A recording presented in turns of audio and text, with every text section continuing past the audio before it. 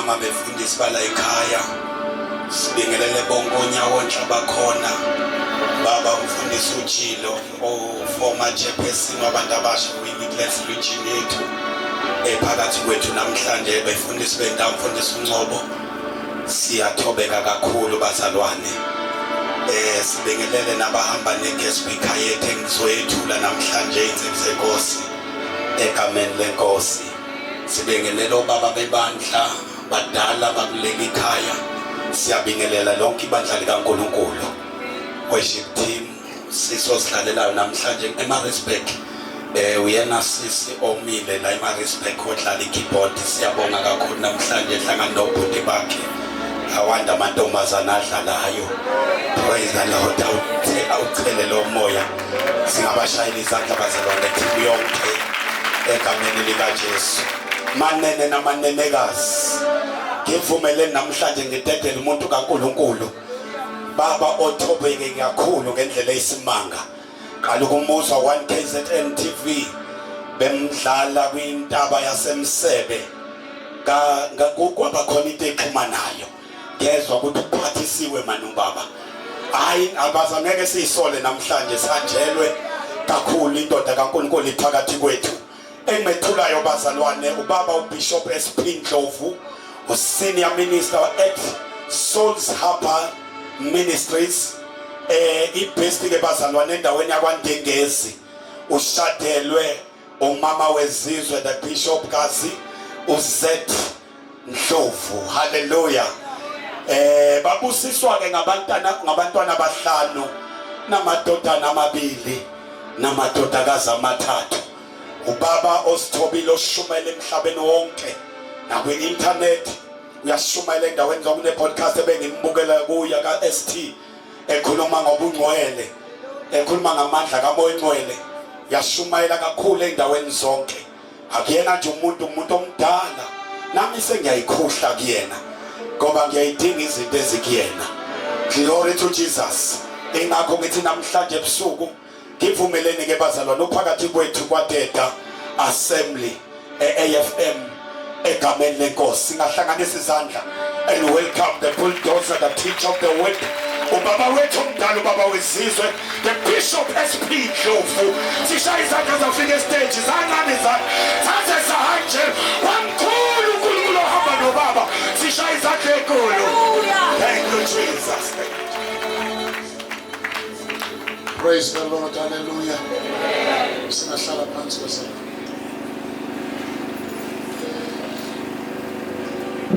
Angibonge kakhulu inkonzo kaThixo.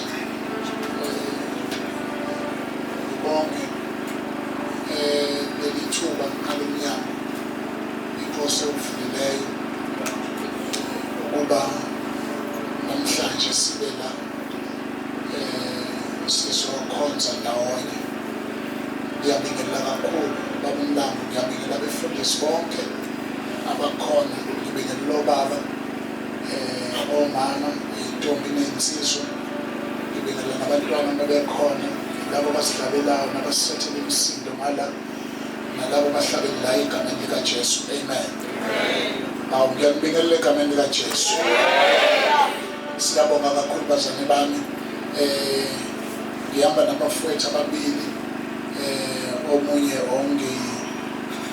ongishayelelayo ukuba ngifikise la kule ndawo kanye nalo omunye othwebulayo ukhabazela lo amapholoba lapha ngemuva siyabonga kakhulu amen angisiba mude ngizothatha kafishane ezinye zezinto ezilimaza noma eziqeda umsoco waleli sibuyo ukuba sibe sesilingweni sokuba lento sixaxe namanzi siyenze ibe weak therefore asikhulisi uhlobo labazalwane abakwazi ukuyibamba kwelikamoya sikhulisa abantu ngathi mawubachazela fanele uze lento uyicube ibe iphalish lengane ibelula lento ithi mayifika ingabe sawenza. Uyabona nje umuntu omdala odla inestam akayindawo, kodwa lapha kuyinestam zikhona zonke izakhamzimba kodwa zilungele umzimba omncane. Uma usukhulile ngathi ungathola ummbila, uthola idumbe, uthola ubhatata, uyabona ukuthole kunjengoba kunjalo, kungashiya ukuthi hayi lana nama-vitamini athile akhona, sifuna ukuzwa umsoco. Wow. Now nizongivumela-ke tonight ukuba sisesikhathini se-New Testament la kunemisindo eminingi wokuba kushunyelwa iTestament elisha, kushunyelwa ivangeli lomusa. Sikuni ivangeli lomusa, sitholwe yilo. Abantu bakezwakala bazalwane, sitholwe yilo, sikuni impela. Into nje ithi umahluko wethu sihluke ngoba sine goal esiya kuyo. Ngiyezwakala bazalwane. Ya, uNkulunkulu akamsebenzisanga uJesu omncane. uKristu wathi noma ewuNkulunkulu kodwa wangena emzimbeni omncane oUjesu. Esibelethweni sentombi. Wahlala lapho u9 months kwafika isikhathi sokuthi azalwe. Uma ezalwa kwathola indawo azalelwe kuyo, ayimvumeli ukuthi akhulele kuyo. Kunaloko njengoba ezalwa uzalwa sekukhona izitha eyifuna ukumbulala esemncane. Hayi ngoba zimsaba ebuncaneni bakhe, zimsaba ekukhuleni kwakhe. So ke ingakho sifuna ukumbulala ebuncaneni. No Moses umezalwa, impi uFaro ayifaka kwaba yimpi efuna ukubulala izingane ezingaphansi kuka 2 years. Hayi ngoba ezisaba ebunganeni, esaba ukuthi mayingakhula futhi wayifuna ingane yodwa, ethi mayingaphunyuka la ikhule kungcono ngiyithola ingakabi nawo amandla. NoJesu kwaphinda into efanayo, ukuba kufe ingane ngoba uHerode efuna ukumbulala ebuntwaneni bakhe. Hayi ngoba emsaba ebuntwaneni kodwa emsaba ebudaleni. uNkulunkulu bembeke phansi kolawulo luka Joseph uyise. iBhayibheli lithi ngesikhathi ela uHerode ephaka impi, uNkulunkulu ukhulume noJoseph wathi thatha umntwana. Wangathi thatha uKristu, wathi thatha umntwana ngoba akabaleki noKristu, ubaleka nomzimba ombethe uKristu ngoba awukafiki kwistage sokusetshenziswa. uNkulunkulu akenzi lutho ngomuntu omncane, ufuna akhule. That is why one of the assignments zebandla ukubaleka nabantu abasha, ngoba bahlaselwa ebusheni babo. Ama-drugs, ubugebengu, yonke into ongayicabanga ibahlasela ebuncaneni ngoba ingafuni bafike ebudaleni. Ngoba meke bafike ebudaleni bayingozi embusweni wobumnyama. Manje umsebenzi webandla ukuba kubalekwe nabo ngemfundiso. Balekwa nabo ngemfundiso ngoba uma uPaul ethi Efesu ethi kuma-elder, ziqapheleni, niqaphele nebandla. Kodwa qalani niziqaphele nina bese niqaphela nebandla. Ibandla liqashelwa ngesifundo. Ibandla liqashelwa ngesifundiso. Okusho ukuthi ezisifundisa sibabiyela ngokubafundisa. Asibabiyeli ngesagila nokubagada. Sibabiyela ngokubafundisa ngoba uma sibafundisa sibanika lento yokudiscerna between good and evil. Bakwazi ukusihlukanisela. Uma umnika isifundiso esiphilayo, angenze isibonelo emabank uma betrainer othela baba trainer ngemali yangempela ukuthi imali yangempela inje uma uhlangana nento engenje akusiyona imali akuthi njalo makuvela inote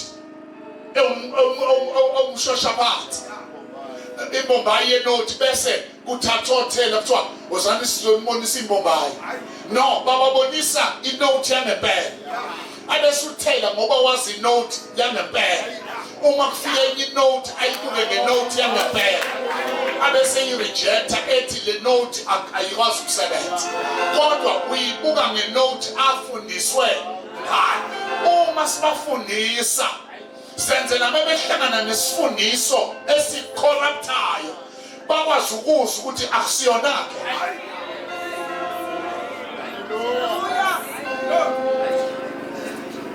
kade ngibuka izwi lenkosi uJesu abafundi bakhe bembuza ngesikhathi sokubuya kwakhe bembuza ngesikhathi isikhathi sokuphela la uJesu ethi lelithempeli ngizolibhidliza uJesu into yokuqala akhulume ngayo wathi sobona ngayo masefika isikhathi sokuphela uthe sobona ngabafundisi bamanga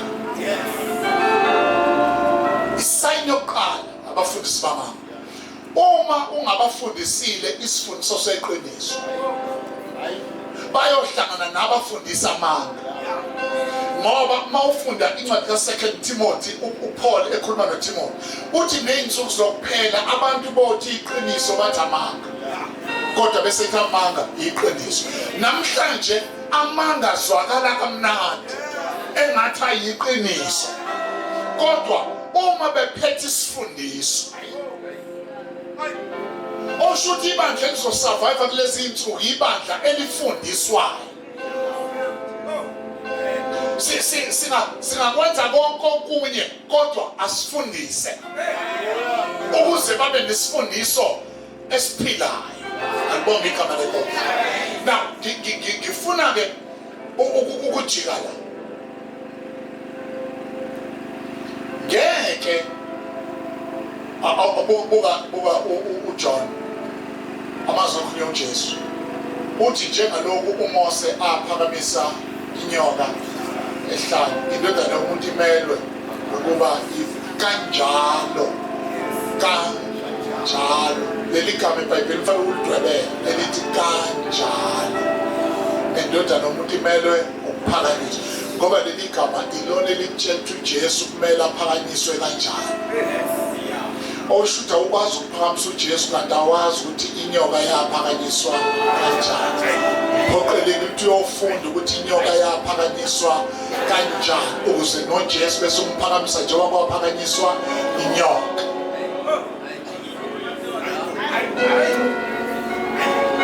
manje bawuya esifundisweni seBhayibheli uyobheka lapha kuphakanyiswa inyoka iphakanyiswe abantu bekhulume kambi ngoNkulunkulu bakhuluma kambi ngoMose bakhuluma kambi ngesinkwa uNkulunkulu ayibafida ngaso okusho ukuthi uma inyoka ezincane ezinobuthi zizobadla za activatewa ukuba 1 baqale bahlubuka kuNkulunkulu number 2 base beqala bekhuluma kambi ngobuholi uNkulunkulu ayimisile number 3 base beqala bekhuluma bebukela phansi provision uNkulunkulu abanikeza yona sikuleso sikhathi manje savela inyoka encane zabadla lesi inyoka zincane ngosize kodwa upoison wazo upoison othi umuntu mayimlumile inyoka incane kodwa upoison unamandla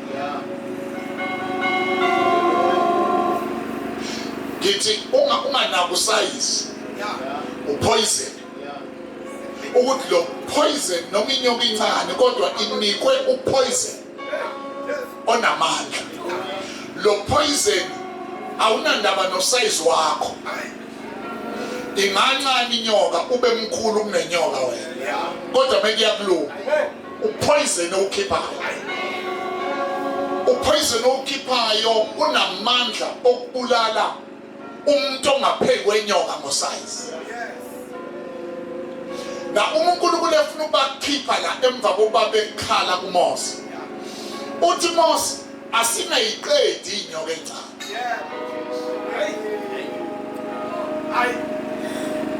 Asiyeke inyoka encane ngoba kuyi-nature yomuntu ukungafuni ukuthoba, ukungafuni ukulalela. Wena into ozoyenza misa inyoka yethu usentsikeni. Ebese utshela abantu ukuthi loyo selunywe inyoka akabheki inyoka yethusi noma leya kweyethusi ngoba kusho ukuthi njoba kweyethusi ayiphili kodwa inamandla esu elikhulunywe phezulu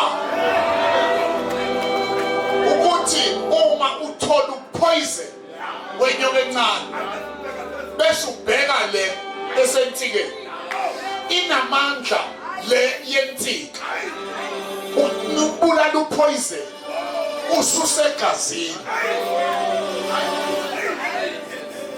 Upoison uvela ususegazini bheka leya uma wayibheka musukunaka ukuthi ayiphili ngoba uzobe ungaphiliswa yiyo, uzobe uphiliswa yizwi elikhulunywe phezu kwakho noma kweyensika seyinamandla okuba ibulala upoison waloyo inyoka encane esimlumeni. Ngibonga igama lenkosi. Uthi-ke uJesu, kusho uJesu uthi indodana yomuntu ayiphakanyiswe kanjani. Okusho ukuthi le nyoka noma indodana yomuntu imele le yanyoka yethusi emiswa iveli sezikhona ezincane.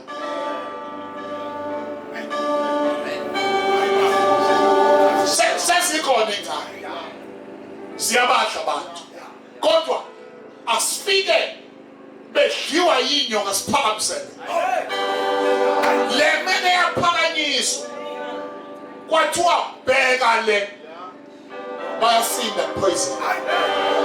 Nange engiyilandayo ithi angeke ukwazi uku-understanda i-New Testament kanti awuyazi i-Old Testament.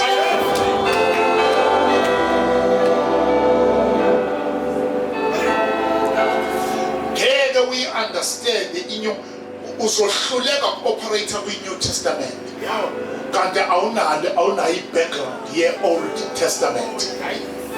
Kufanele ibheke i-Old Testament. Nasi isifundo sami sanamhlanje uGenesis chapter 1. Ngicela ufunda asifundele from verse 26.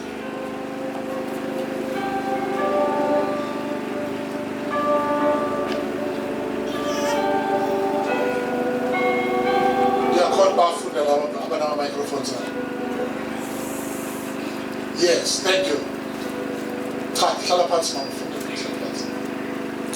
uNkulunkulu wathi masenze abantu ngomfanekiso wethu basifunze babuse phezulu kwezinhlanzi zolwandle nezinyoni zezulu nezinkomo nomhlaba wonke nezilwanyana zonke ezinwabuzelayo emhlabeni. uNkulunkulu wamdala umuntu ngomfanekiso wakhe, wamdala ngomfanekiso kaNkulunkulu, wabadala owesilisa nowesifazane. Amen.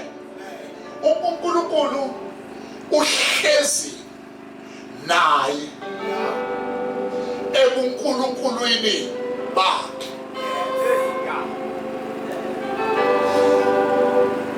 uNkulunkulu uhlezi, uyamuzwa la uthi ma senze. Ungathi ukuthi khona axoxa nabo kodwa laba axoxa nabo uyena.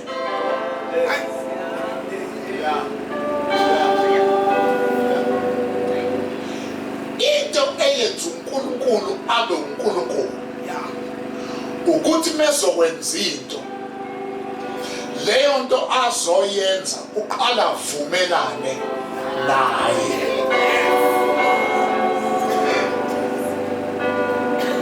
Thina into yethu ekudala ukuba sithi masiyenza ugcine sesizwa sithi option A noma option B. Senziwa ukuthi wenza into kanti awuvumelananga nawo.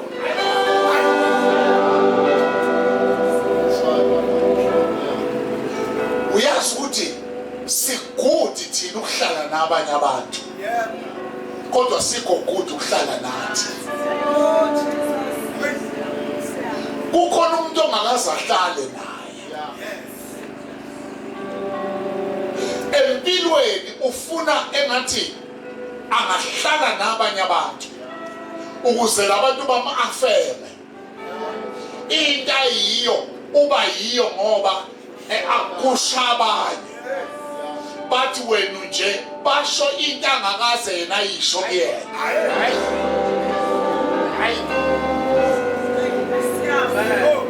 Manje lento yenza ukuthi sifuna uhlobo lwabantu esizohamba nabo aba weaker than us, ababuthakathaka kunathi, ukuze masihleli nabo kube yithina esivelele.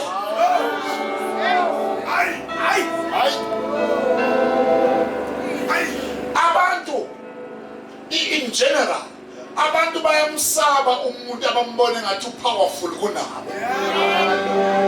Ma befuna umuntu bafuna umuntu bona bazoba powerful. Ukuze labantu abamzungezilo bamhero worship.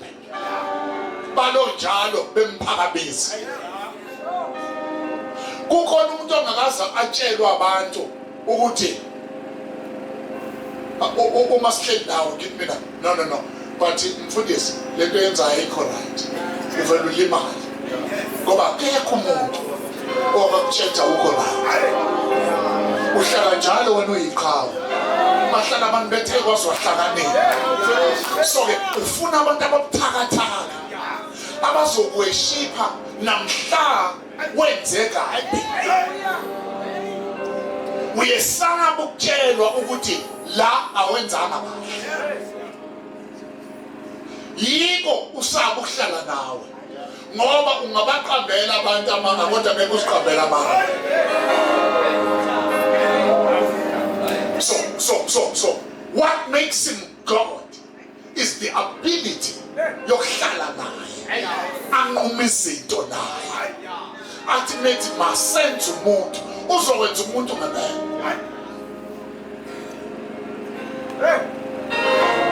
Ngoba uqale wavumelana na ngicela sishesheke. Masenze umuntu ngomfanekiso wethu. Basenze njani? Basifuze. Now true, umfanekiso basifuze akuyonto efanayo. Umfanekiso bazobukeka njengathi, basifuze bazokwenza njengathi.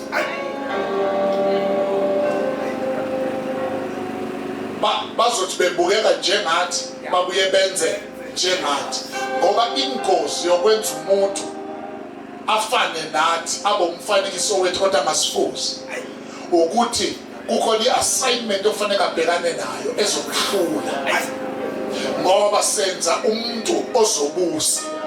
Babusa lento yokubusa ifuna ufane umfuzi, ngoba uma uke wasale ekufanele walahleka ekumfuzeni kanti uyena umnikazi wokubusa. Mawuzobusa kufanele ngemvelo yakho ifuze imvelo yakhe. Kufanele okushuthi these are specifications. The product uNkulunkulu afuna ukuyenza ukuthi le product izoba njani. uNkulunkulu akaqalenze engahlalanga phansi ukuze le product ayibone, ayibuke le product isi-operate ingakabi khona. Uyayenza usevele kuyiwayarishe Oh Jesu. Uyiwalishe ngendlela ukuthi uma iperforme according to the specification. Okay, ngicela ngathi uma kwakhiwe imoto, akunamsebenzi ukuthi imoto yakhiwe emini noma yakhiwe ebusuku, akunamsebenzi imoto uyithenga emini noma uyithenga ebusuku. Imoto ukuphuma nayo ibisilama lights emini. Awuthi makuhla bese begijima benanga ama lights ukuzokhayina. Yabona iphuma isinama lights ngoba kuyasizo hlangana nobumnyama. Iphuma inamawayi noma uyithenge libalele kodwa amawayi akhona ukuze mayihlangana nemvula ungathenga amawayi emarobotini uthola vele amawayi akhona. Yakhiwe ivele iphelele. Kufana nengane mayizalwa. Ingane ubaba urelease lo laketshezi. Malifike esibelethweni sika mama. Now, lo luketshezi lulungiswe kubaba. Ukuthi eyomfana noma yentombazana noma izoba mpofu noma izoba mnyama noma izoba yinde noma izoba mfishane akusho isibeletho.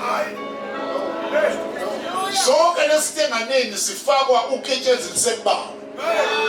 Kodwa uma uketshezi liphuma awuyiboni ingane. Awuboni unwele. Awuboni amazinyo. Kodwa lezinto sikhona uketshezi. Silungiswa uketshezi. Ngesikhathi siyesibelethweni. Esibelethweni lento siyo develop. Ukuthi sikhishwe la ifihlwe khona sivele ngaphandle. Ilungiselelwa umhlaba eya ku indedana ukuba izandla zingabonakala oketshezi ukuthi ayiko bamba lutho esibelethweni. Nenyawo ingabona ngoba ayiko hamba esibelethweni. Amazinyo abonakala ngoba ayiko dla lutho esibelethweni. Nizobona. Nekhala lingabonakala ngoba ayiko hogele esibelethweni. Kodwa ma ihlele esibelethweni seyilungiselela ukuba ize emhlabeni la lento idinga kakhona. Fanele sidevelopwe esibelethweni uzizalo sizikho.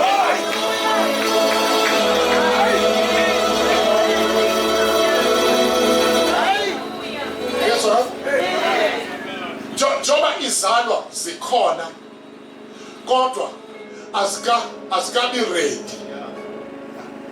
That is why kukhona umahluko between isilwane nomuntu. Inkomo mayiphume esibayeni ekseni imithi yafika yazalwa emadlelweni. Ibuya nomvemve sewuhamba phansi. Kodwa umuntu umvemve uyathetha. Uyaphathwa. Inyanga.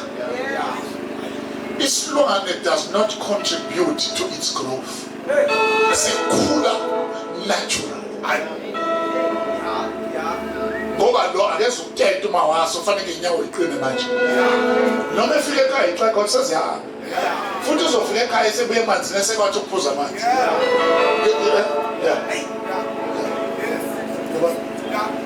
Eyomuntu ingane fanele i-contribute to the growth. Oshuthi ayikwazi ukubamba ingabonanga umuntu ebamba. Ayikwazi ukuhamba ingabonanga umuntu ehamba. Ayikwazi ukukhuluma ingabonanga umuntu ekhuluma. Fanele bekhona abakhuluma ngaphandle naye bese ibona kuyakhuluma. Fanele ibona abantu bedlula. Ihleli phansi lo idlula. Ile baba ukuthi badlula ngani? Badlula ngani? Ibisibona hayibo into yokudlula. Yothi bona bisimu. Khona ebabona. Yes, now. In other words, I'm with the little bit of welcome. Now, welcome. Sikhula kanjani. That is why kubalulekile uma umzalwane usindiswa have a local church. Iba nebandla lendawo. Ibandla lendawo ila ubona khona abazelo eqala kunawo. Babona be operate in the spirit. That's why kwingozi.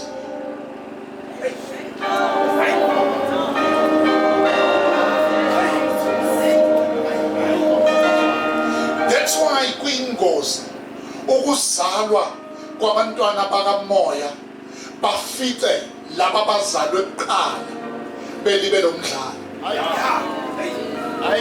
Ngoba laba abazalwe kamuva befika la bedlala bachaza ukuthi vele bazalwe ukuzodlala.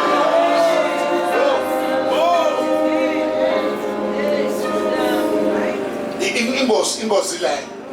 The local church must be made in such a way yokuthi abathi befika laba abazalwayo bafike kukhona abangaphakathi.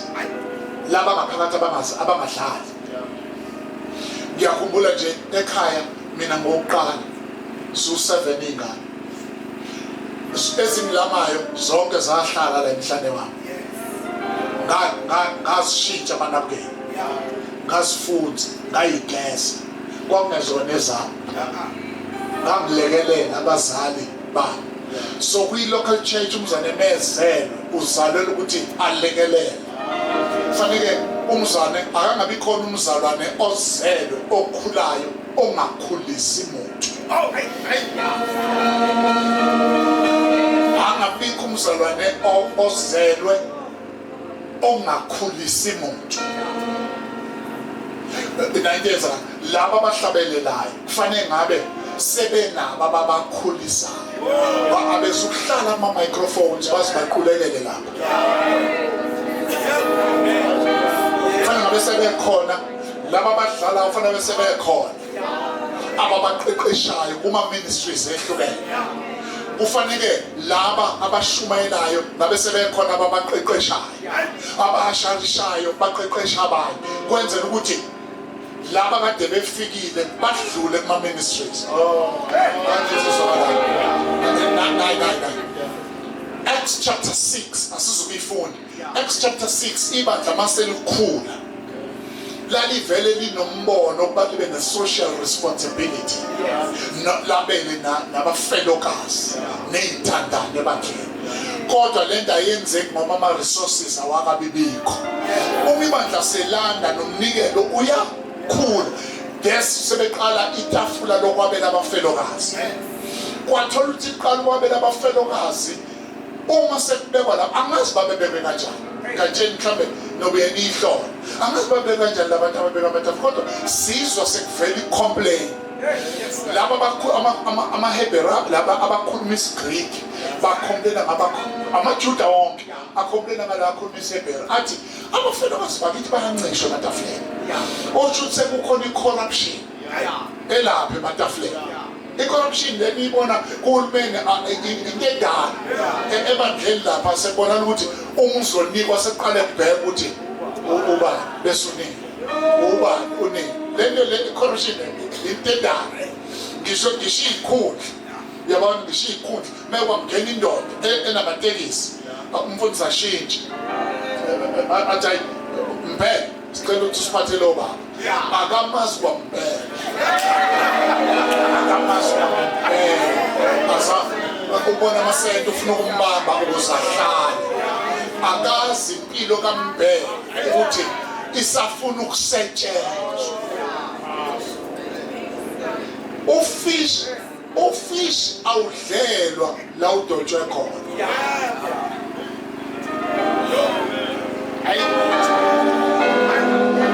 Laba abadobayo abahambi nama-prima stove namapani namafutha.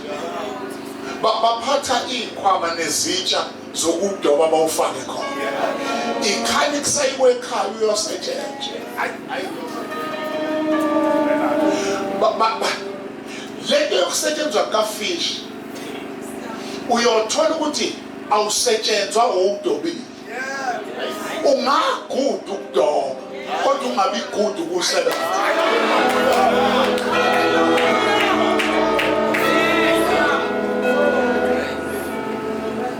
Uphuma uyodoba ufish uyingozi sewudotshile. Ama-scales kafish bayokutshela laba abawulungisayo ufish ukuthi bake baqede izandla sezibomvu igazi. Ama-scales kafish dangerous. Manje kufuna ngisho insizwa ziphuma ngemona bebadleni ziphuma insizwa lezi ziyovangela kuma-open airs. Kodwa fanele masiyovangela kube khona ihlo ngoba singalimala kubona ufishi.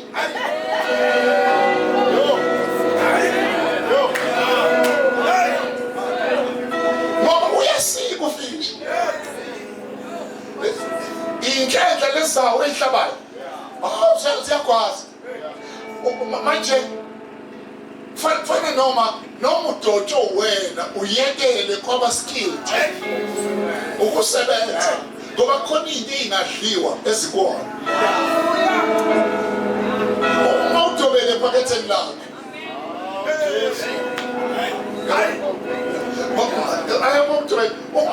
uma udobi bese uthi owami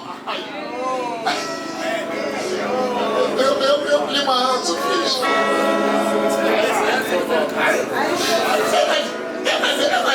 Engani ufishi uyingozi sewudla sewupheliwe uyingozi kepha sowamatha yabona fanele manje kufundiswe ufundiswe ukuthi ugade ufishi uyingozi sewupheliwe wakuthola isibanjwa yithanga sewubheke phezulu ufuna ukugada. Alright, ngicela khona sobhet masenze umuntu ngomfanekiso wethu asifuze. Lento yomfanekiso ayikho enyameni la indaba mlekhona. Lento yokufana noNkulunkulu awufani noNkulunkulu enyameni. Ufana noNkulunkulu in your created form. When you are created, you are a spirit. Yes, umoya. uNkulunkulu so ke uNkulunkulu ufana naye ngomoya. Ufana naye ngomoya. So asiyilungisele. As much as city men sibabiza mama human beings. Kodwa enye ngiyithandile ethi men are spiritual beings with human experience. Ngoba wena umdoqo wakho, you are a spirit. Kodwa ukuthi ufakwe ephaketheni elinyama. Ngoba inyama izovela Genesis chapter 2 verse 7. Kodwa lapha Genesis chapter 1 verse 27 uyambona umuntu usekhona. Phone. Yakotola. Kwakotola nabala. Mina ngivele eThekwini. 27.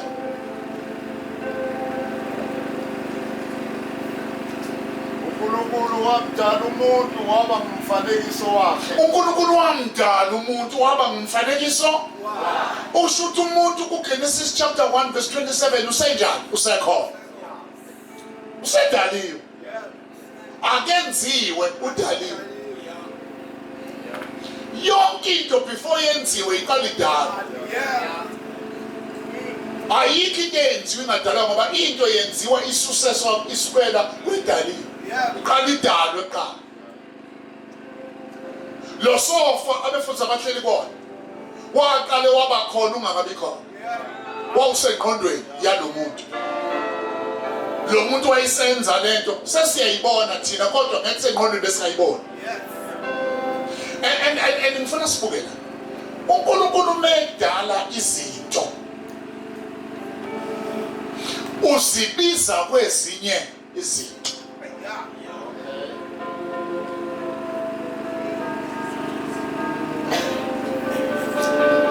Usafunda? Yeah. Funda wethu. 27. Kala verse 11. Genesis chapter 1 verse 11. Verse number 11.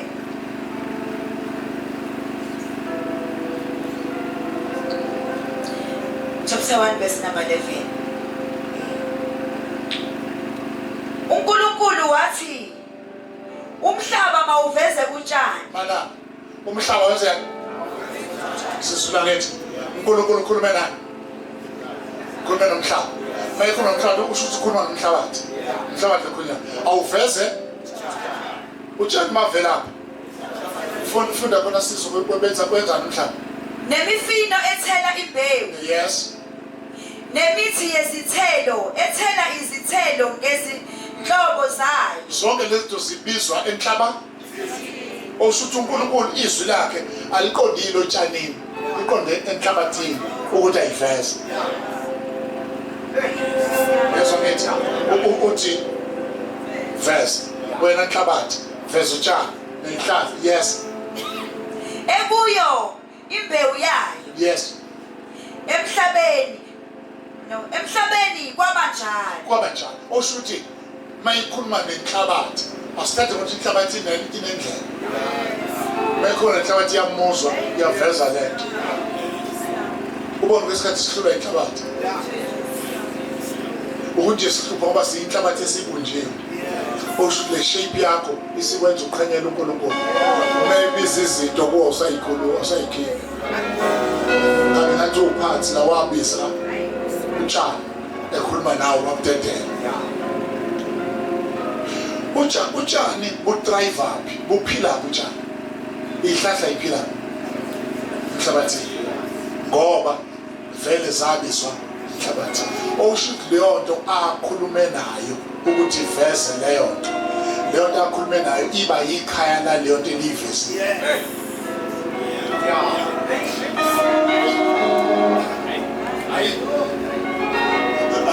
asimela ngoba ngesifuna kuvela ofishi wakhuluma namanzi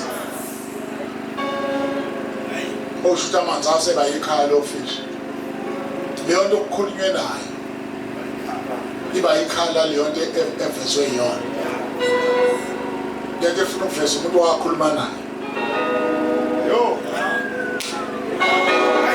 ushuthi mayikhulume naye ushuthi yena uba yikhaya lomuntu umuntu drive kuye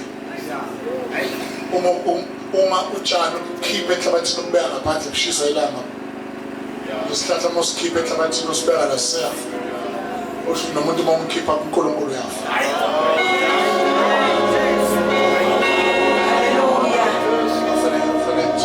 fanele ahlale kuNkulunkulu that's why uNkulunkulu ngisho esemenzile uAdam before Adam amnike insimu amnike umfazi amnike umsebenzi waqala wamnika yena into edala uNkulunkulu abonta kuhle ingoba uAdam uNkulunkulu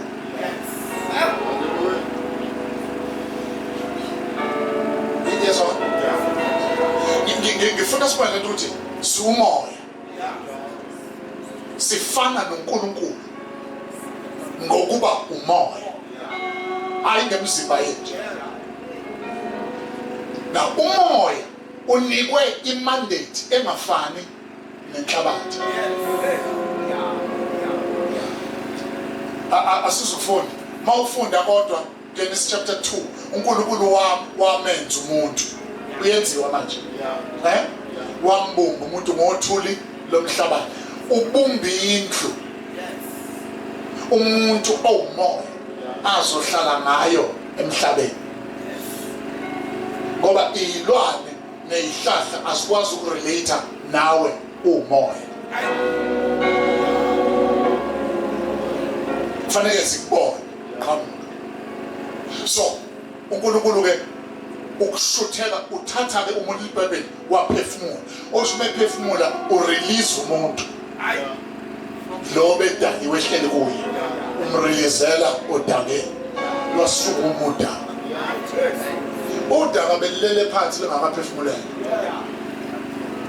okushuthi lento evukayo ephakamayo udaka liphakanyiswa yilento engenayo kodwa ngesathi liphakama udaka there is a new thing efomekayo ebizwa ngesoul. A soul is a go in between the spirit and the physical being. Yabona ngoba usoul uyena ogovernisha the physical being. In actual fact, physical being akenzi lutho ngaphandle kasoul. Then That is why uNkulunkulu engekho angry, engadiniwe, edino physical. Uthi umphefumulo wonayo. Ngoba uNkulunkulu understand ukuthi into okuyona yonayo umphefumulo. Ngoba unfortunately umphefumulo uhamba physical body.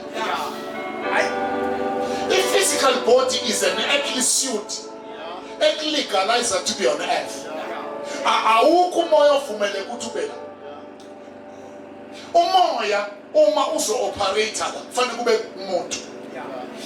That is why ngesikhathi ekhipha le moya ise emoto yathi Jesu ufike isikhathi besingakashayi. Mawusikhipha la ngcono siyengulubeni. Ngoba afuna umzimba ngeke ukhutshwe idemon likhuba ngoba lihleli kumuntu. Hayi lele lokhubeka lomzana okukhubayo that's why no Judas Iscariot kuthiwa wangenwa umoya. So this spirit will drive you. Sense and the spirit. Finally, ngabe your soul is driver uspirit wakho. Ngoba uspirit wakho ila uNkulunkulu relate khona nawe. That's why ithe abamdumise ngomoya. Ngoba it's your spirit that connects with God as a spirit. It is spirit to spirit. Njoba ngishumayela izwi esilishumayela lihlala ku spirit ngoba nalo lumoya. Bese liqala lifireisha to your soul, influence your soul, influence ku spirit wakho. Okay, ake nibeka nje.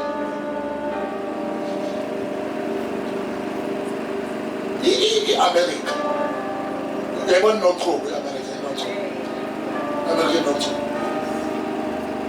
The America, all over the world, has positioned herself, America, ngokuba abe nama bases all over. Une base la eBotswana. Okuthiwa uma efuna ukushaya iPitori, it takes less than 10 seconds. A launch attack la eBotswana. Akasuki phesheya. Uza azokhempe eduze kwezwe afuna ukushaya.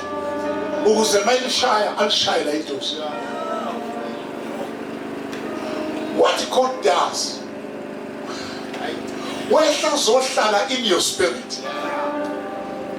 Ukuze ngoba uqonde wena, they soul you. Ama attacks asuke eduze. Akazukusuka ezulwini. Uku-attacker from within. That's why mawufuna ukuyodlisona akhozwe elikhulumayo. Ukhuluma from within.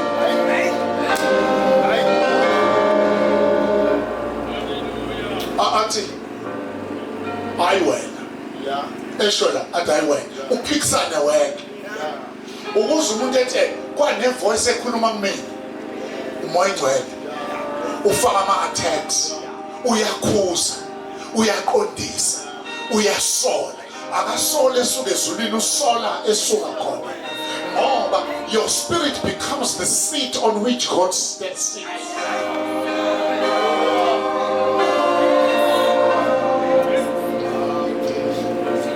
Msezwa ke?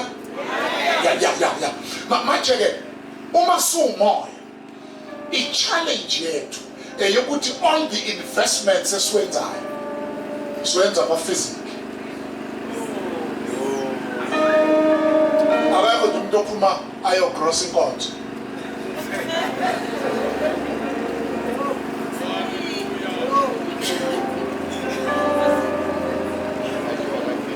Yabona athi ayisawufuna inkonzo.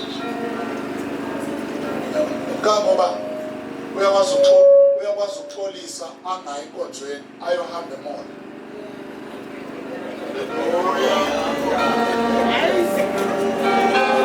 Njengoba semona soldier akezela umoya uthi esuka nje ebona udolo oswenkile obekwe lapha ewindini uqhobisiwe abesivele ehalite eqokodolo isesibonda kalimani nodolo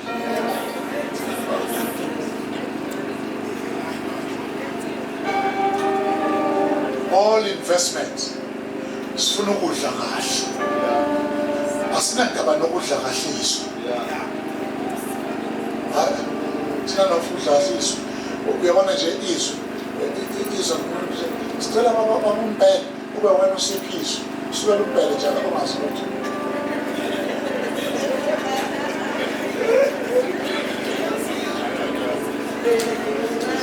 nayo sazoxolisa amazi bambonile basi bathi angime kule ndawo isinda kabi indawo lena isinda kabi yabona ayishathi angibazi nokushumayela nje kodwa bamiyelise seshinda akazi ukushumayela ngoba phela fanele angibazi ukushumayela ukuthi uhlala phansi hospital. Amen. Amen. Ubonti is careless when it comes to spiritual things. Asinqeni ingane yethu nasi isikole unomuslim. Uhlala babuka uthisha bala ubondo ngisho befika esikoleni ubondo ikhulu ingane yakho ukuthi hayi uzothathwa umalume uyofunda asho kude la yofunda khona ashiya isikoleni ushiso ukuthi unephupho ngengane yakhe abona lesikole ngeke sihlangabezane naye kodwa wena unqena ukhonze eduze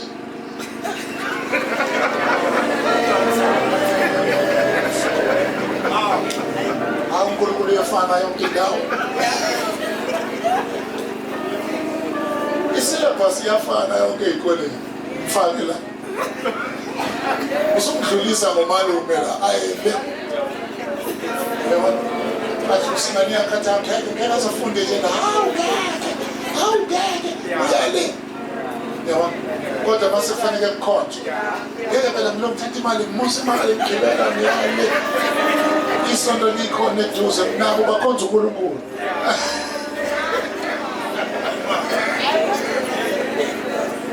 akakwazi ukubuka ukuthi ngizokondleka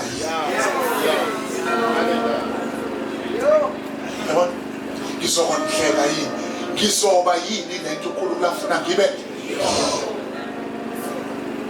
ngoba uNkulunkulu akakulandi engenawo umsebenzi wakho into ebambezelayo ubambezelwa yindlo ongene kuyona uba nje nayo attitude yakho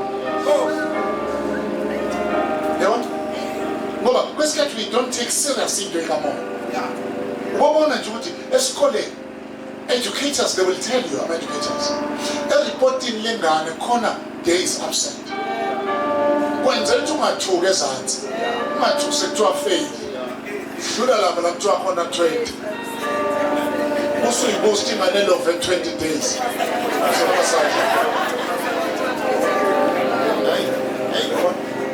manje la inkonzweni ulofa 50 days and nesikhathi asinaso ngoba sino Sunday prayer masithi nomsombuluko ozemthandazweni awuzi umthandazo utho wabanye abantu uma umthandazo udinga wena libe lithe iBhayibheli umuntu akangakhathala akathandaza angakhathala kodwa wena umthandaza awuzi masithi Bible study yes ibona yabona so wena sikubona ngesonto should wasikubona ngesonto sikubona 52 times ngonyaka yasho nje futhi out of 365 days sikubona only 52 days futhi sikubona days sikubona 3 hours and in those 3 hours after 52 days sawucabanga ukuthi inkonto yazi awazi lutho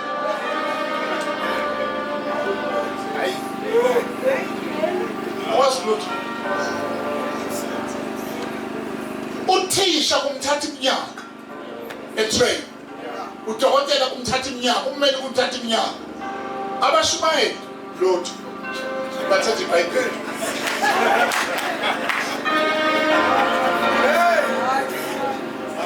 Thatha iBhayibheli afake izibhoko zakhe.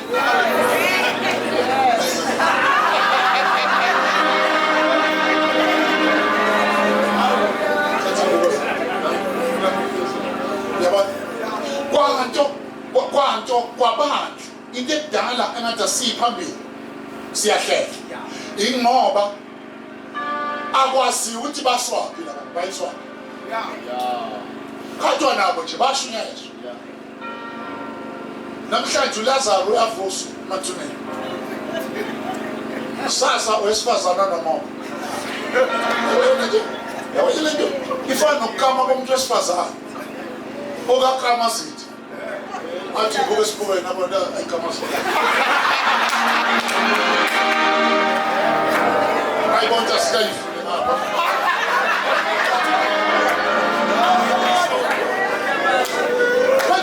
Now, don't be confused. Ligcine kuvusa uLazaro. Namhlanje unomama. Yabona uyaphela nje 52 days. Kuphela 52 days uyabe ukufundela ufunda ngalutho. Akho syllabus. Akho nto elandelwayo. Akushiyo ukuthi simthatha la simosala. Kanti mfundisi uNkulunkulu umjahile. uNkulunkulu umjahile ngoba njengoba umbona encwadini yezenzo chapter 9 ebane kokukhanya nxa zonke awe phansi kuvala amehlo abese ethi ukubani inkosi athi nguJesu omzingelayo athi ufuna ngenze nathi ngene eDamascus uzotshela usho ukuthi bafakwa kwi-local church i-local church indlu yokutshela i-local church indlu yokutshela akunegotiate kwi-local church uma wafika kwi-local church uze basizokutshela asikutsheleli thina sikutshelela othengena ngoba lo othengena uze usebabekile abazokutshela wena ngeke ulalele okutshelwayo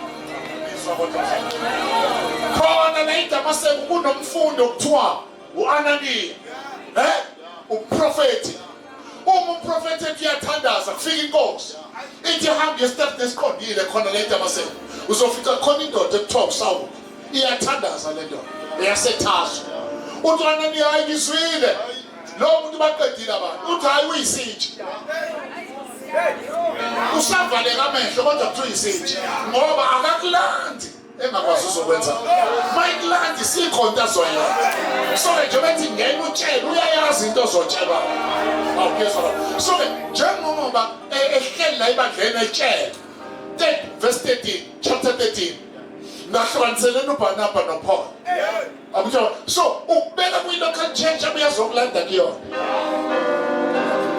akakulandi kuwena ukulanda kwi-local church so i-local church yona training college yona empowerment center yona development center la udevelopa khona spiritual muscles awukezwa kahle ukuze umuntu le mayisekudinga azokubiza khona ukuthi wahlangana noJesu akwanele ngene eDamascus utshele uqala uzokulanda sewutsheliwe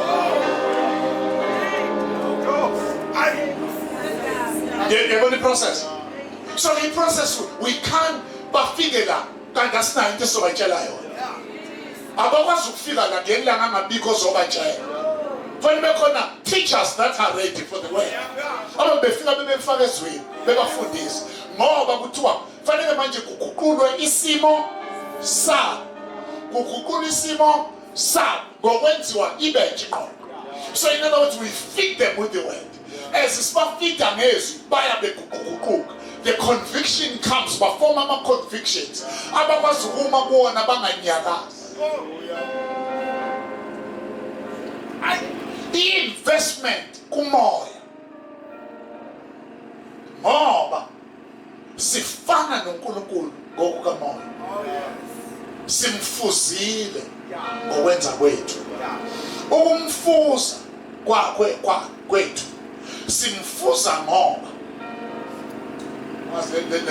let's go deeper simfuza ngoba sinemvelo yakhe.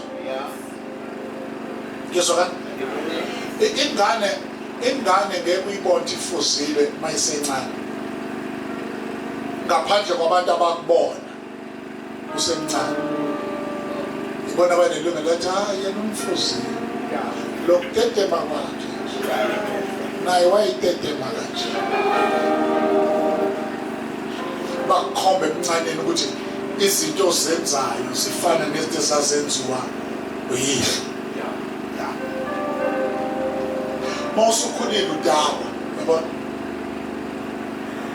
yathi uyakukhuza ubaba wakhe le nto udaba kanje bese bekhuza abadala mhlawumbe athathe sagile uyashaya sagile ethi le nto udaba la ukuthi hayi bo ushawuba kanti lokudaba kushayile bakithi kusha lokudaba siyaqala nokubona lokudaba ngoba lo phethe sagile uyena awusufuna ubashaya kanti wena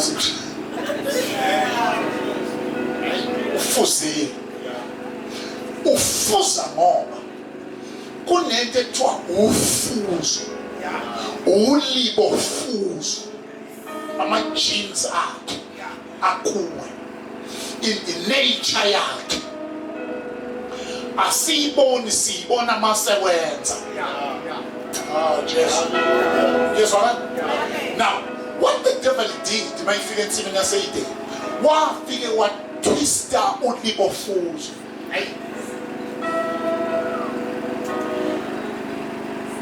Niye nithi ngesikhathi uAdam noEva bedla abawanga bedla badla ngoba sebewile lwaselitwistile ulibofuzo sebefuna ukuthatha izinto abangayithatha. Lento yokufuna ukuyithatha kusho ukuthi corruption had taken place. Ayenzeki ngoba sebedla. Mawuhlangana nomzalwane esegila imhlolo akawe manje iprocess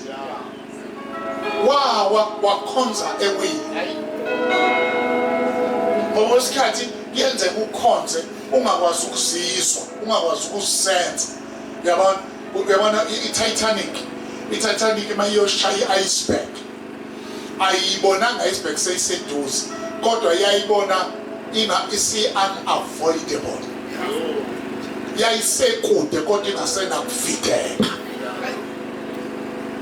ngoba umkhumba ujiki njengemoto. Umkhumba ujika kancane kodwa bathola ukuthi ukujika kwawo ngeke usayishwela uzoyishaya.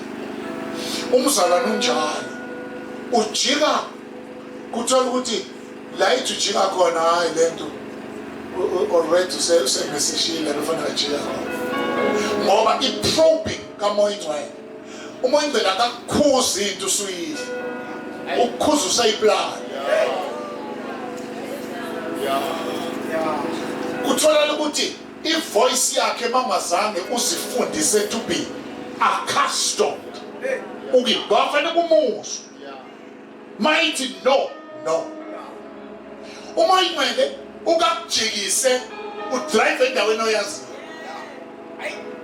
avela ukuthi phuma ngapho sekufanele manje kuthola ukuthi u-accustomed yini kwivoice yakhe. Ma ungajwayeli ukumuzwa uzongabaza lokhu kukhuluma uthi wena ukucabanga uyafika phambili ayihambi imoto ujamile ngabe uyi-avoidile le traffic ukuba bewu-accustomed umzweni ngabe lesisono awuzange usondele ngisho ukusondela sewuziyovuka kusona nje ingoba amuzwange sasho ethi be careful. Hallelujah. Akathuli khona abazalwane abazifundise ukumuzwa esevuka kusona isona esezwe guilt athi inkosi yami hayi inkosi yami bese besizwa ibonke abakhokhela abasekho sebevuma esihlahleni bese tshela isihlahla isihlahla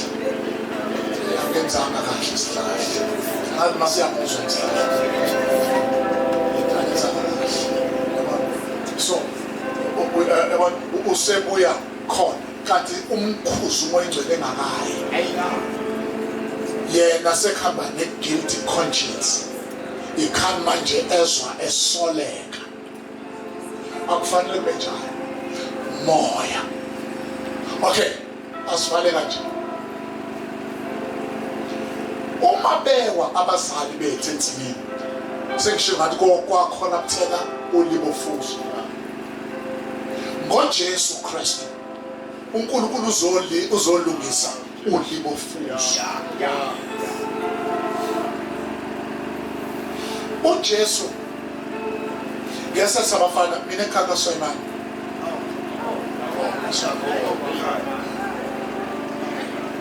so lapha ekhaya akho carpet akho tiles kuyasina sihamba sithunywe siyolanda umlomo benkomo sikulanda besibayeni sikulayisheni sibuye nabo sibeke nabo ma basinde iy'nkukhu ziyahlupha especially ezinamachwane ngoba ingene esibayeni iqhande lamachwane. Now ma ubulongwe bungena endlini azikwazi ukubona ukuthi lo busendlini bushalo ngelihlale lutho ngaphansi singena namachwane endlini siqhwanda oma bamemezane bathi bafana khiphani inkukhu namachwane singabafanya nathi singena endlini thina kusindwe khona sibambe laba abalingana nathi amachwane thatha iqhwana uphume nalo ulibeke phansi ubuye ngesikhathi zolandela elinye uphamba nalelinye liyana phamba nalelinye now ungacishe kushone ila until ubaba qhamuka uthi baba nenzani hayi kuthiwa sikhiphe inkukhu namachwane yekana amachwane bambani inkukhu phumani nonina unina bebenamachwane kuyashaya kanti asilingani ungayibona inkukhu incane kodwa umalo thina sinomana nje siyakuyena kuma simzamele simbambile phuma naye hamba naye ufike umshiye phansi mawumshiya phandle mawubuye uphambana namachwane so uJesu ngawo khona amachwane akhishwa ukuhlabelela khona amachwane esithi masesigida la uthi made likhona lihamba ichwane liyalisho ukuthi indlela esigida ngayo ngoba asigidi njengabantu abangayazi into abayenza. Haleluya. Kufanele amathandazo ibandla lithandazo bekhona amachwane ahambayo onke lama exercises ama-spiritual exercises that assist you ukuthi ukwazi ukudila namachwane that are in your life. Hayi ukuthi sesilibiza ichwane alibizwa yithi ngoba umnikazi walo uyalazi kodwa nje wena iba khona awuma kuthiwa nje ikota siyahlangana i-conference siyahlangana ube kuthiwa i-fellowship siyahlangana kuthiwe i-Sunday sewukhona futhi kubalekela ukufika emva kwesikhathi ngoba kungenzeka into ezokusiza emachwaneni ufike seyidlulile ngoba wena bowuthi uzezwini asizile ezwini size kwi-worship. I-worship iyona yonke into eyenziwa khona amachwane axoshwa umnikelo.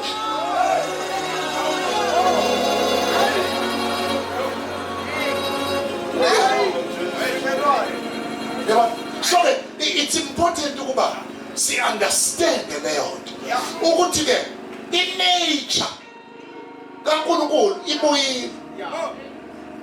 Mawufunda incwadi ka2 Peter itshela kahle ithi we've been made to be the partakers of the divine nature.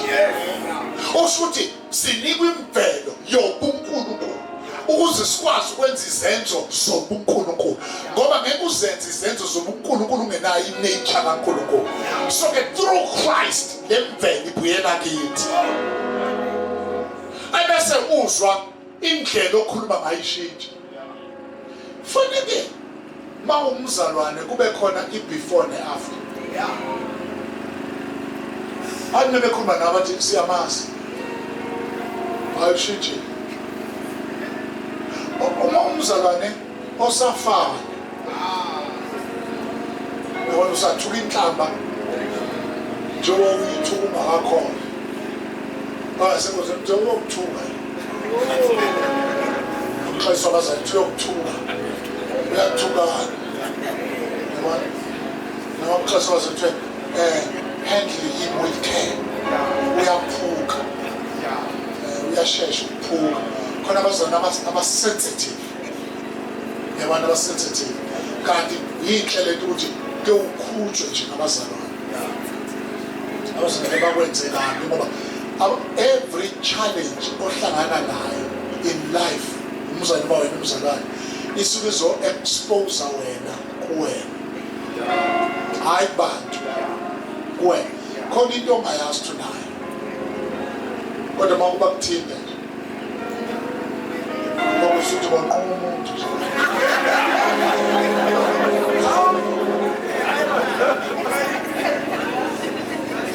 bese wonda bese xwayiswa abanye abasanda kufika naso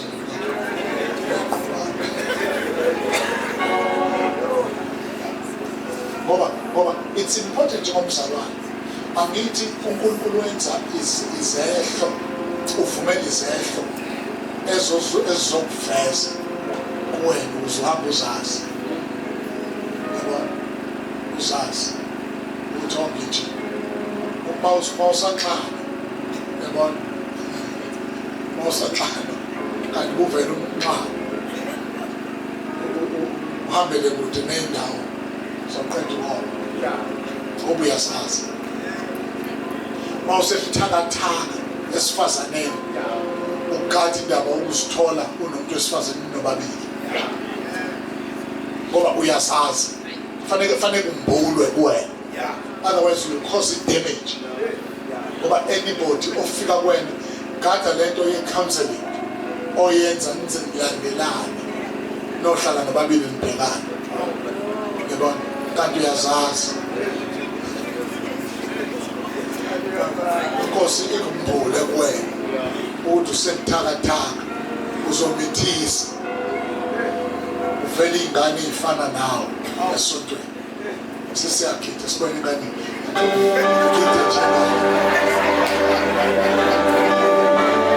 wakida njengondlovu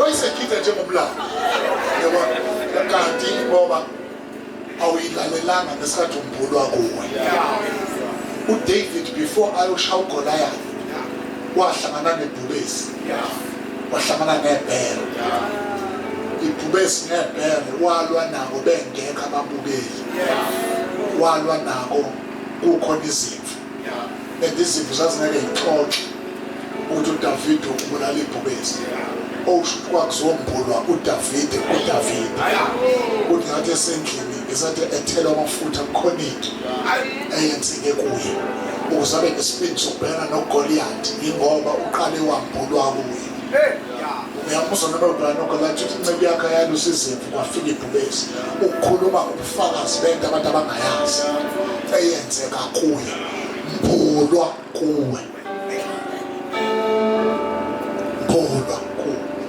lento yenzeka njengoba sikhonza alibonke abelenkosi yenzeka njengoba sikhona. All that I want to encourage you in one sentence yokuthi pay attention to your spiritual being. Sinana ke kwelikamoya musuku sineglect siqokise kwelikamoya kuyezwa kan batha kwelikamoya connect ambeke lamaphuzu amathathu. One, into esuke siyihla nje wasihlangene kanje zintathu izinto kufanele zenzeke kithi ukuze sibone kade sikhona enkonzweni. One, fanele siphume uNkulunkulu simazi kangcono. Ngiyezwa kan fanele uNkulunkulu siphume simazi ngoba la phuma ungamngabazi umazi uNkulunkulu ongahlulwa lutho uJehova Sebawothi usiqalo nesiphetho. owayekhona okhona obakhona zibe phakathi. Phuma la Ungashot ukuthi uyamazi. Ngoba kuyokuhlupha ukwazi isonto ungamazi uNkulunkulu. Kuyokuhlupha ukwazi ukushumayela ungamazi uNkulunkulu. Phuma la uNkulunkulu umazi. Number 2, let this be a platform. La khona we develop an intimate relationship with God. Hayi, ufuna ukuyichaza. Fanele la mawuzela. Izwi elikhulunywa la. Limbe. Ngezwa la? Lim. Your faith is better. Uzwa la?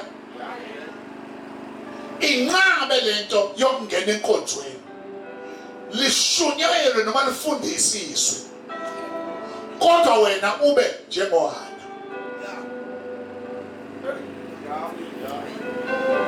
uHana noPenina babeshada indoda. uPenina melale nendoda yakhe baba intimate wayizala ingane. uHana alale nendoda yakhe babe intimate angazali. Ayihluphe lento yokungakhulelwa kwakho. Ayihluphe lento yokuphuma izwi likaNkulunkulu lingazange likukhulelise. Kunalamazwi eBhayibhelini, iqiniso niyakulazi, iqiniso liyakunikhulula. Genesis chapter 4. uAdam wamazi umkakhe wakhulela. Amagama wodwa. Malithi uAdam wamazi umkakhe alisho ukuthi wamazi ukuthi uEva. Lisho ukuthi he was intimate. Ngenxa yokuba intimate, unkosikazi wakhulela. Iqiniso niyakulazi, iqiniso liyakunikhulula. You must be intimate with the truth. Iqiniso fanele likukhulelise. Uzuzala iqiniso. Ngeke uzale iqiniso ungahlangananga neqiniso. Into edala kuthiwe uJesu ungongcwele. Yingoba kwathiwa umoya wophezulu konke uzokusibekela. Ozakukhulelwa kuzothiwa kungcwele ngoba ukhuleliswe ongcwele. Fanele izwi likaNkulunkulu likukhulelise, lingakuphumuzi. Well, angithi ke masuku senavela inkonzo la yona. Yangenwa izandla. Kushinyela tawo. Siyabonga angishaya izandla bazalwane. Yayingashaya izandla. Ngoba mayisikhulumile inkosi. Kwakhona abantu okubona ukuthi imbewu ipenetrate isibeletho. Yahlangana nokukholwa. Laba abantu bese bebubula kwelika moya. Kusuka umthandazo ubheke phezulu izandla akhona econcertini.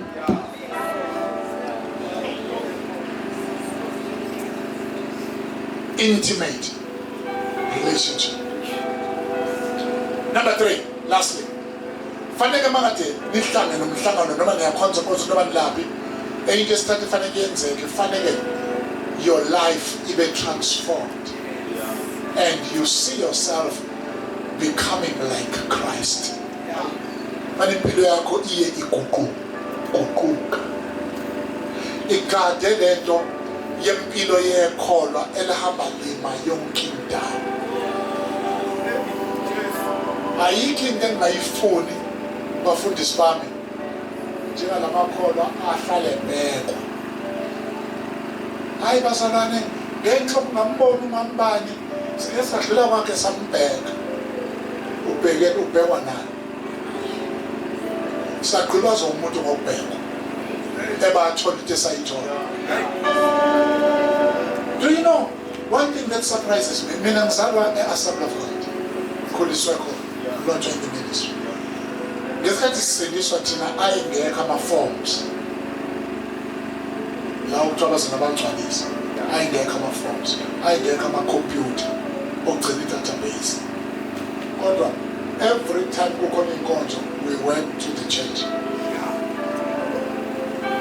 Namhlanje ngibagcwalisa amaform, uload i-computer, amagama akho nayo yonke into, usale ukhonze nalawo magama.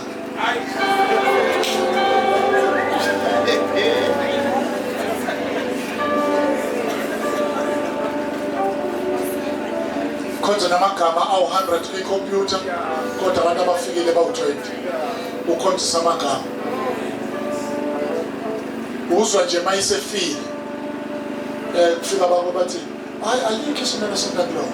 Awukade ngamgcina ukuthi hayi baba, alikho isonto kodwa akajoyine nje.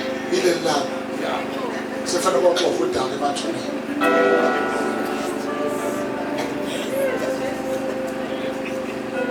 Yikholwa elingazange licontribute ngalutho. Mangikhuluma nge-contribution, angikhulumi nge-contribution in the form of money. Ngikhuluma ngokuthi ministry wise akakaze abe kwi-ministry. He has never ministered to anybody. Wafika nje useyahamba uyogcwatshwa.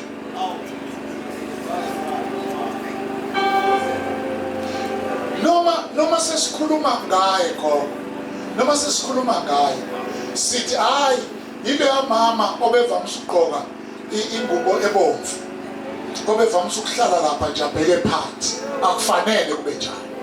Kufanele sikwazi ngesipho sakho. Kufanele sikwazi ngalokho uNkulunkulu akunikeze khona. Uzwe bethi hayi ukhona lo gogo lo obevela abamba igoma abesevele sina, ngoba that ministry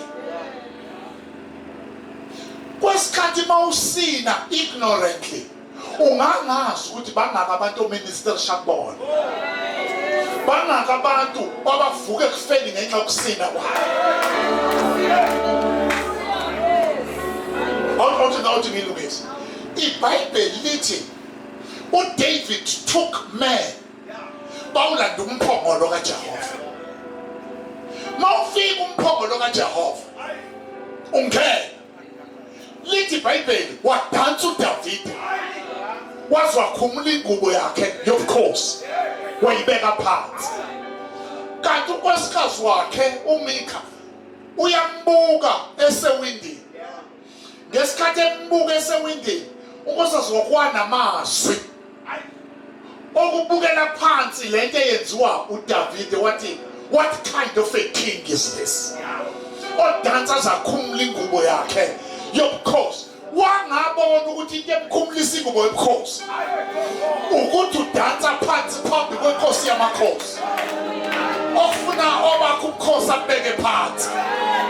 Lithi iBhayibheli uNkulunkulu wamgweba lo nkosikazi ukuthi angaphinda abathola abantwana. Dancing before the Lord is ministry. Ngoba usuke ungadansi phambi komuntu. Hallelujah. That is why at times fanele mawusudansa unganaki ukuthi ubuko ubani, ngoba ukudansa kwami akunakwenza nawe.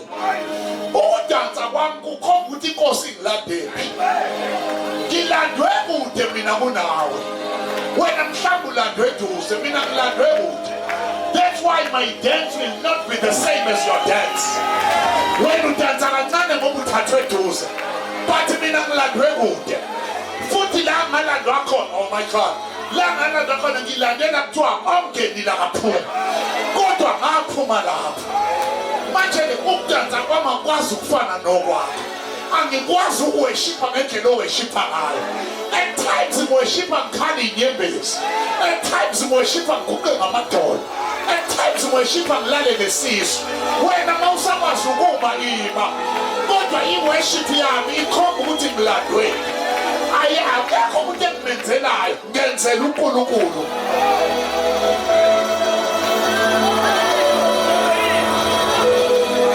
Ministry.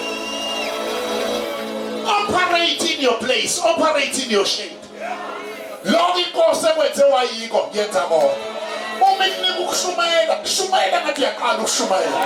Shumayela ngathi uyagcina ukushumayela.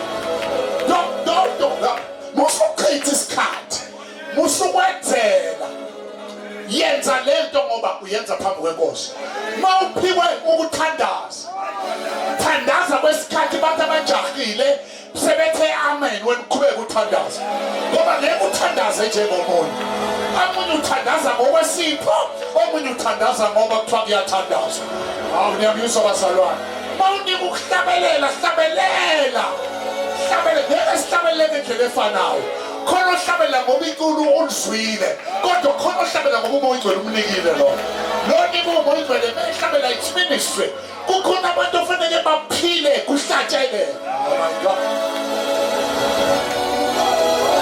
operator ngokwegift yakho this house is yet to prepare you for that lithi iBhayibheli wanika abanye baba abapostoli abaprofeti ukuze kupheleliselwe abangcwele umsebenzi wokukhonza owethu umsebenzi is to prepare wena woza thina we prepare thina sikwazi ukusho ukuthi uyabona lento eyenzayo yinhle kodwa manje uyenza usenyameni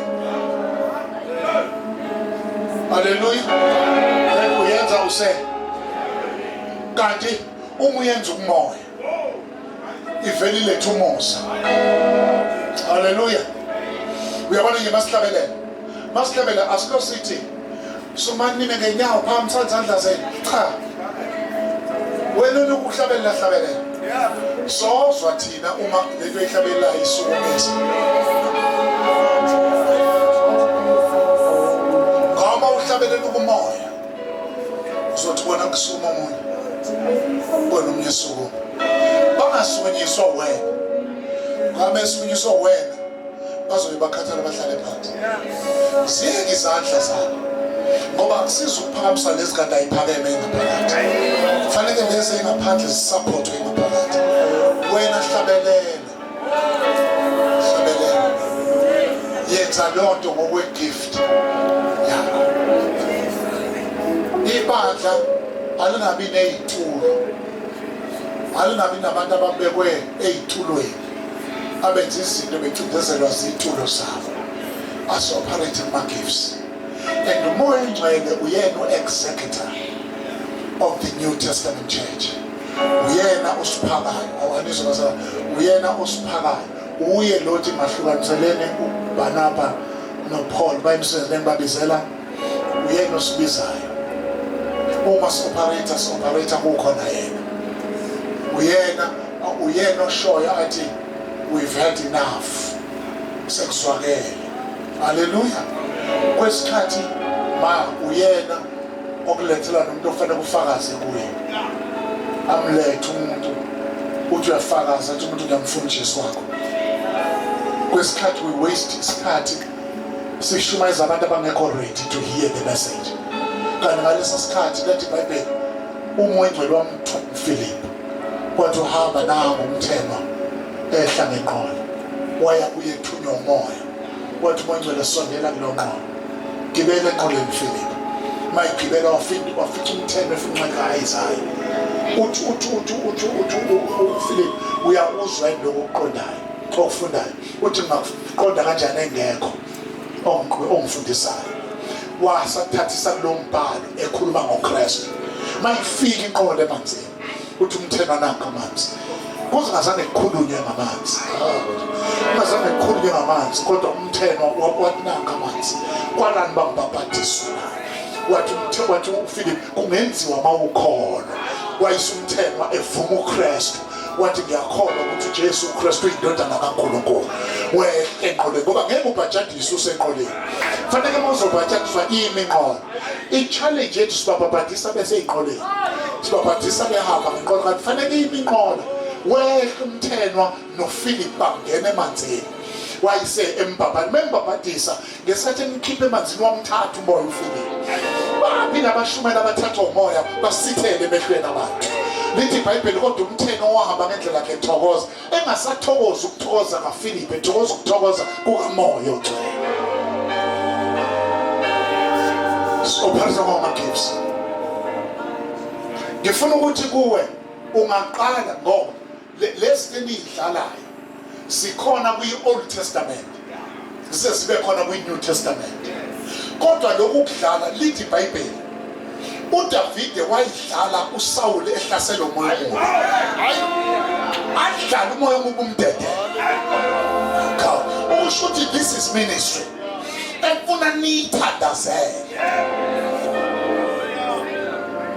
uhlale nokatali bakho uthandaza uthi moya ngcwele sadlala abantu benemfufunyane baphuma benemfufunyane ngoba fanele manidlala kube khona into eyenzakalayo kube khona i-deliverance elethwa ngama-strings as you touch your strings thinta ama-strings ngithula ibandla kunyakaza uzwe ukuthi kune-move kamoya ogcwele ehamba endlini ethinta abantu ibanyakazisa abantu abangangena endlini kaThixo bafane baphume befana nendlela abangene beyiyo akathi ongene ngapha aphume ngapha zishintshile izinto lento yethi namandla okuyishintsha impilo zabantu madoda lento yethi namandla okushintsha kodwa lento bazali bami iyafuna ngoba kuyenzeka umphongolo uthathwe abantu abaronga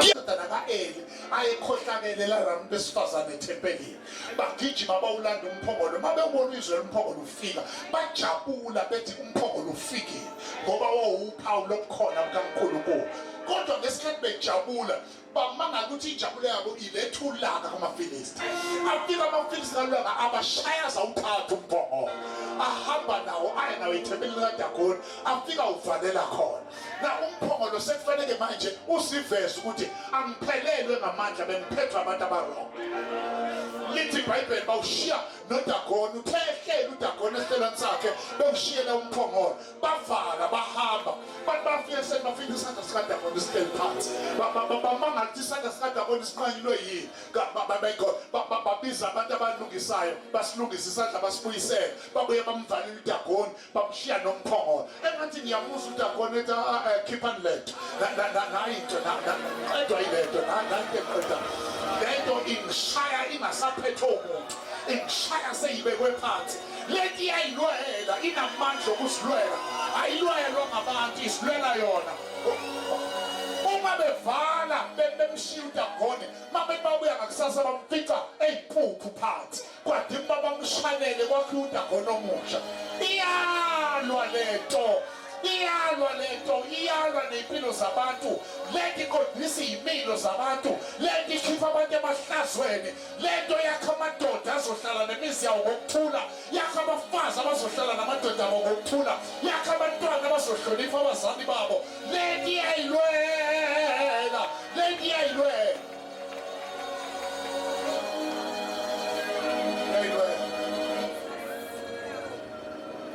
Cela sibeke nyawo Rekashata la bosa Makata la bosa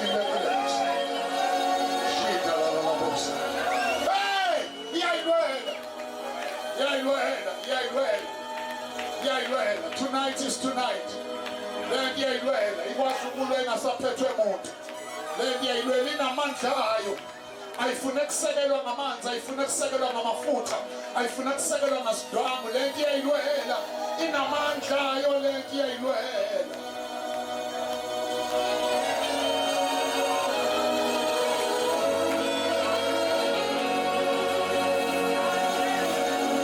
You're about to pray Jewasila nje ilwe ekhaya lakho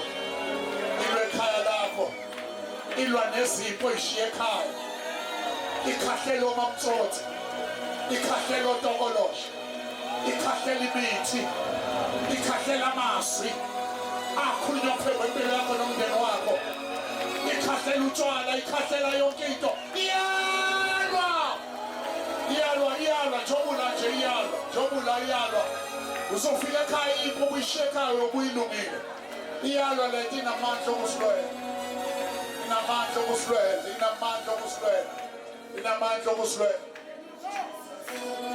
iyalwa uyalwa ukudala wethuku uyalwa uNkulunkulu wethu nezibhakuzone zethu kodwa masila sesiyidedela kuye ukhona uNkulunkulu ongazeli ukhona uNkulunkulu athi asikho isikhali esilolelwe thina siphinde siyophumelela.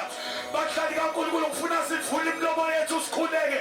Ake umthethele uNkulunkulu nakulelo bhizinisi lakho ukhona izinto alwenazo ngegama likaJesu. Ngegama lika sivule imilomo yethu sikhuleke. Haleluya, haleluya alwa. Yes. Yes. Yes. Sivule imilomo yethu bangole sikhuleke. Ngegama likaJesu. Ngegama likaJesu, ngegama likaJesu. Ubani onjengoNkulunkulu? Ubani ongalinganiswa naye? Ubani emhlabeni wonke? Akekho omunye, uyena yedwa. Makasibambe ngesandla, makasibambe ngesandla. Makasihole ngegama likaJesu. Usiholele ekunqobeni. Sivule umlomo wethu badlali kaNkulunkulu ngegama likaJesu. Ila sizombona kahle, sibona izinto ezishaya phansi ngegama likaJesu. Thandaza izinto ezishaya phansi. Kamandari moshendeli yilele modele bebe shataya shila mandari baba baba se ila la la la la la la la la la. Siyathandaza abazalwane ngegama likaJesu. Ngegama